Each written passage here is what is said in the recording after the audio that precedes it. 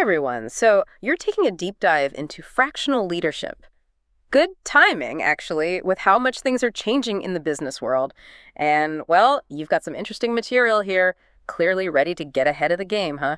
Those old school leadership structures, they just aren't as effective in today's world. Trying to keep up with everything. It's tough. It's a little like, I don't know, trying to fit a giant cruise ship through a narrow canal, right? Not exactly smooth sailing. All right, exactly. So where do we even start? Let's break this down a bit. Fractional leadership.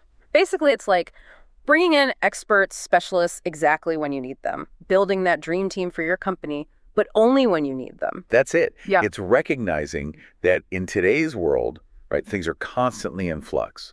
So one-size-fits-all leadership, not going to cut it. Fractional leadership gives you that adaptability, that precision that you just can't get with the old way of doing things. And speaking of precision, that's something that really stood out to me from what you shared with me, all these articles and stuff. It's like, instead of that general doctor who's okay at everything, you've got a whole team of specialists ready to tackle any problem that comes up. Absolutely. Think of it like this. Let's say there's this company, and suddenly, bam, their whole industry is facing a tech disruption. With fractional leadership, they could bring in a chief technology officer, someone who's been there, done that, Right. Instant advantage. In today's market, that kind of targeted expertise can be make or break. Yeah, that's what I'm talking about. Not just filling a gap, but getting ahead, gaining that edge. I do have a question, though. You sent over a lot on the cost effectiveness of all of this. And I've got to be honest, it's hard to wrap my head around. Access to all this top talent, but you'd think it'd cost a fortune, wouldn't it? It's a common thought, Yeah. for sure. And while fractional leaders are usually at the top of their game, experience-wise, you're not paying for their full-time salary, benefits, all that. Essentially, their expertise is shared across different companies, which makes it way more affordable than you'd expect. So, like a subscription service, right? You pay for what you need when you need it instead of buying the whole package deal. Exactly. This is sounding better and better, I gotta say. But let's say I'm a CEO, used to having my leadership team right there, always. How do I even begin to wrap my head around this fractional leadership thing? Do I just blow up my whole team? Now, that's where the strategy comes in. Yeah. It's not about replacing your entire team, not necessarily. Yeah. It's about looking at your company and saying, okay, where could we really use some specialized help? Maybe you're a manufacturing company, right? And supply chains are all messed up globally, which we all know they are. Bringing in a fractional COO who's a whiz with global logistics. Now, that could be a game changer. Right. Someone who's already been through it. Exactly. It's like bringing in, a veteran guide to lead you through the jungle, right? Instead of trying to hack through it on your own and getting lost. That's a great way to put it. I think in the research, there was actually a case study on this, a tech startup that brought in a fractional CMO, helped them launch their product overseas, and boom, massive success. Way faster than they ever thought possible, apparently. That's right. And that's what I'm talking about. We're not just talking hypotheticals here. This is real stuff happening. Yeah. I think that case study really highlighted how the startup benefited, instant connections in that new market. The CMO just knew everyone already, saved them a ton of time and money, just hit the ground running. Talk about a shortcut. But I did wonder about this. What happens after the project's done? The company's leadership, keeping things consistent, just something that came up as I was reading through everything. Right. And it's a valid concern. One of the things you shared mentioned this, what do they call it? Fractional leadership integration, I think. Basically, making sure that all the knowledge, all the expertise that those fractional leaders bring, well, it doesn't just disappear when they move on. It's like, okay, bring in the experts for the quick win, but then also make sure everyone else is learning so it's not just a temporary fix. Exactly. It could be anything, knowledge sharing sessions, really thorough documentation, even mentoring, whatever works.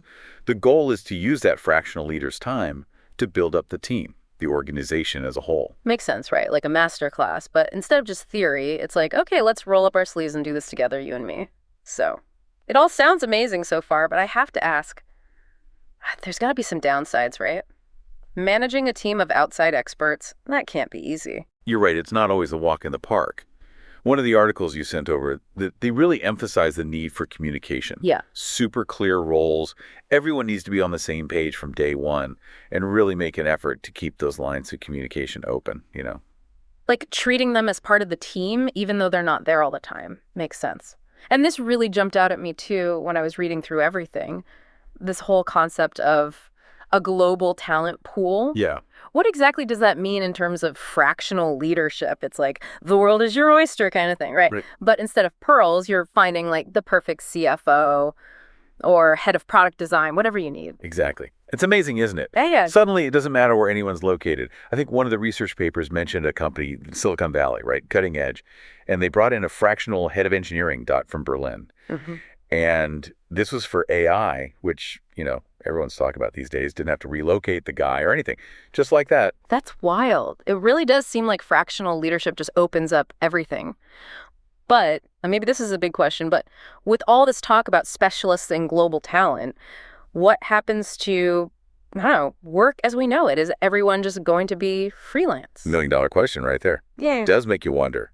The articles you shared, I have to say, they definitely suggest that the old way, the rigid structures, the long-term contracts, it's being challenged. Fractional leadership, it's just one part of this whole shift, Yeah, like we're saying goodbye to the way things used to be, hello to something totally new, which I have to say, it's exciting, but also a little, oh, what's happening? Absolutely. So much opportunity, but we're in uncharted territory for sure. It'll be interesting to see how companies adapt, and individuals too. So as we wrap up this deep dive, I think one thing is clear. Fractional leadership is here to stay. It's more than just a trend. It's a whole new way of thinking about how we build teams, find the best people, and honestly, even what leadership means. I completely agree. It's about being agile, flexible, Yeah. knowing that what got you here won't always get you there, Yeah. And it's about building companies that can keep up, that can adapt as fast as the world changes. Which, let's face it, is pretty darn fast these days. That's for sure. So, for our listeners, those who are ready to take the plunge, what would you say is the most important thing to keep in mind when it comes to fractional leadership? Like that one golden nugget of wisdom. Honestly, I'd say Yeah. don't rush into it. This isn't about putting a Band-Aid on something. It's about thinking long-term, building a company that's ready for anything. Figure out what your leadership needs really are, what's going to help you thrive in this crazy world. Build the dream team, right. Right. Well, on that note, we'll leave you with one final thought. If you could build your perfect leadership team, experts from anywhere in the world, who would you pick? Think about it. And until next time, happy diving.